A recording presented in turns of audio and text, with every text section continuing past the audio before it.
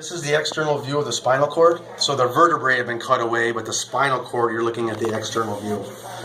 And when you look at this external view, you can see that the spinal cord is skinny right here. It becomes dilated in this region, becomes skinny again, and becomes dilated again. Well, those dilations have names. This dilated portion is called the cervical enlargement, and this dilated portion down here is called the lumbar enlargement. At the very end of the spinal cord, right here, it looks like a cone, almost like an ice cream cone. That's called the conus medullaris. It's pointed at the end. Conus medullaris right there. The conus medullaris is number 14. The lumbar enlargement is number 12. And the cervical enlargement, well, I have to look at the key, but it's either E or number 1, and I would bet it's number 1. I would bet the cervical enlargement's number 1. But it could be this E as well, because that's still part of the enlargement.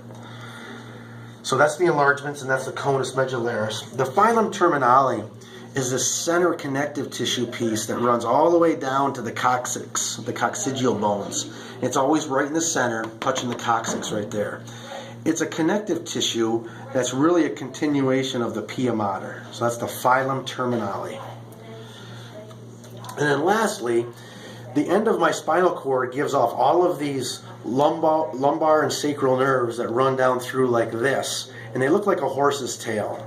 So this whole thing down here is called the cauda equina, which is Greek for tail of the horse. Cauda is tail and equine is horse. Cauda equina.